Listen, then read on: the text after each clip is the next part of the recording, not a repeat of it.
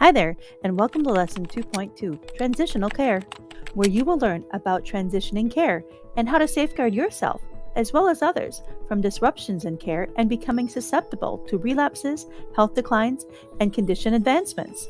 This lesson explores how moving, job transfers, or life changes, such as going to college, divorce, or simply growing older, puts your health at risk and leaves you particularly vulnerable to breakdowns in care.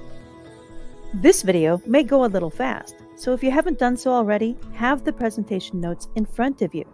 And be sure to watch the video all the way through for the first time, and then go back to the parts that you need more clarity on.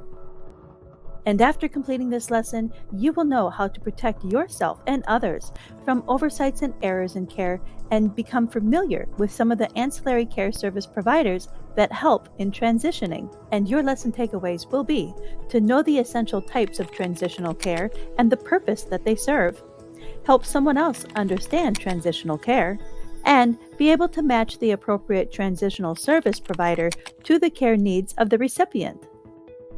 Now, in order for us to achieve our knowledge goals, this lesson will go through the meaning of transitional care, address a couple of the transitional care services, as well as understand how transitional care ancillary service providers help people.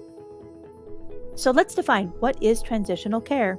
Transitional care refers to the broad range of time-limited services designed to ensure healthcare continuity and the best assurance for people who are not familiar with the healthcare industry avoid preventable poor outcomes.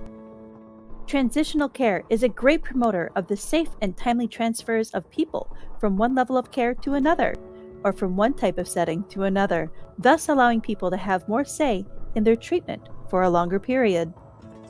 Now let's move on to understanding why transitional care decision-making is so important. Many factors can be responsible for gaps in care during critical transitions. Things like poor communication, incomplete transfer of information, inadequate education are all contributors to adverse events, low satisfaction, higher rehospitalization rates, as well as additional costs in care during these changes. Now let's take a look at some of the key players in transitional care. Now here are some of the transitional care options that you may experience in your lifetime. Home care, home health care, independent living, assisted living, hospitalization, and hospice care.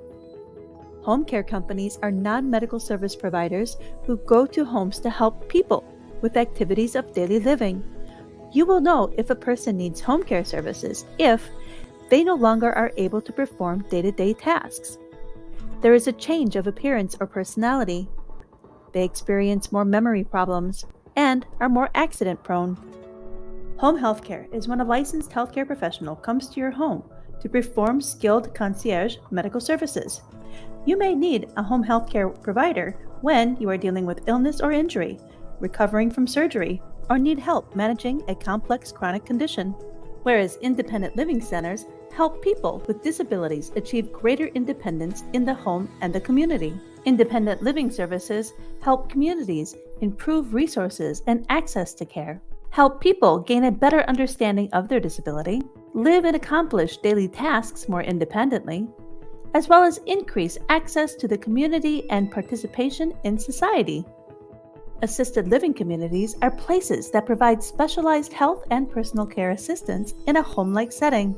Assisted living centers help people maintain social activities who need round-the-clock supervision.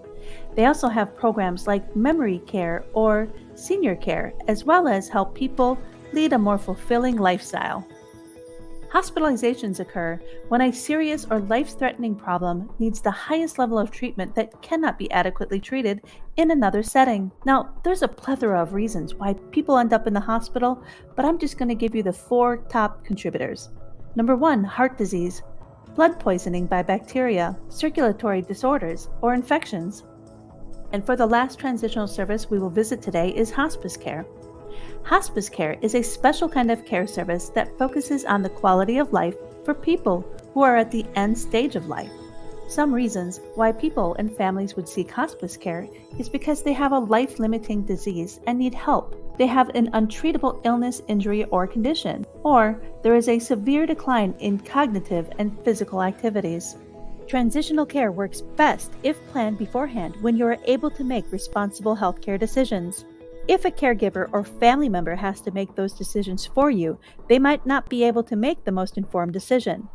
Research shows that if a person waits too long to make those decisions about the preferred setting for care, they will face more rapid declines in their health and well being. And for our last segment, let's take a look at how Patient Better's templates and tools help you and your care team make better transitions. Now, as you get more familiar with Patient Better, you will begin to connect the dots of its usefulness more and more. And as you continue to watch these lessons, you will be able to bridge the gap of communication through templates like the contributor cover page. Have an adequate tool to transfer your information from one place to the next, as well as give yourself the knowledge that will help you or the one that you care for obtain the best possible outcomes. You will learn how to write in your medical journal in Lesson 5.1. But for today, I wanted to share with you how your medical journal is your biggest key player in communication. All participants, including informal caregivers, representatives, and workers who are on the care team, can write in the medical journal after they sign the contributor cover page. And that concludes our lesson for today in transitional care and how you can ensure that you receive the same quality medical support in different environments. Join me in Lesson 2.3, Prescription Medication, and learn how documenting your actual intake can help you become a more active player on your care team.